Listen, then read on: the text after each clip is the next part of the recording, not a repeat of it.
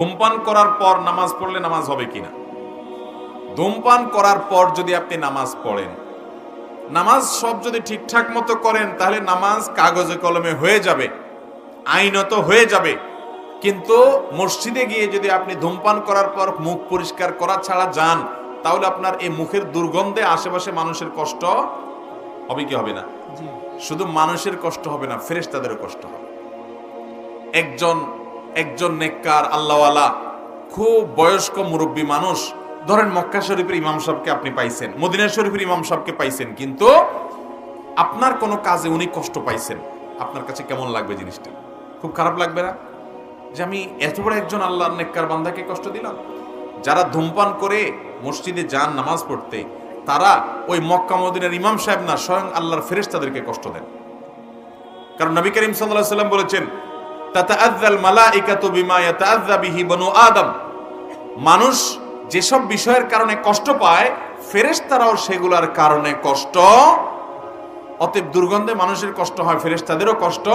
এই জন্য নবী সাল্লাল্লাহু আলাইহি ওয়াসাল্লাম কাঁচা পেঁয়াজ খেয়ে মসজিদে আসতে নিষেধ করেছেন, কারণ কাঁচা পেঁয়াজের গন্ধ বাইর হয়। রান্না করাটা ভিন্ন কথা। এখন কথা হলো, যারা ধূমপান করেছেন তাহলে কি মসজিদে আসবেন না?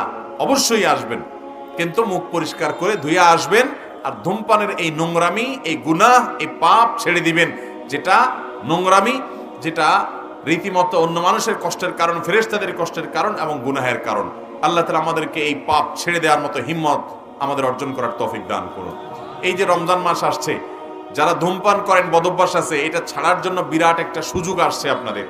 কারণ রমজান মাসে দিনের বড় একটা অংশ, রাত এবং দিন 24 ঘন্টার মধ্যে বড় একটা অংশ 13, 14, 15 ঘন্টা পর্যন্ত রোজা থাকার কারণে আপনি ধূমপান করা লাগে না।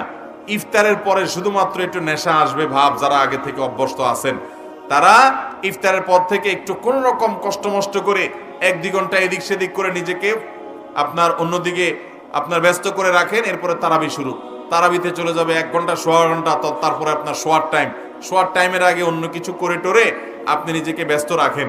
এভাবে আপনি কয়েকটা দিন যদি অভ্যাস করেন, ইনশাল্লাহ দেখবেন এই পাপ, এই গুনাহ, এই নোংরামি ছাড়া আপনার জন্য সহজ হবে। চেষ্টা করবো না ইনশাল্লাহ?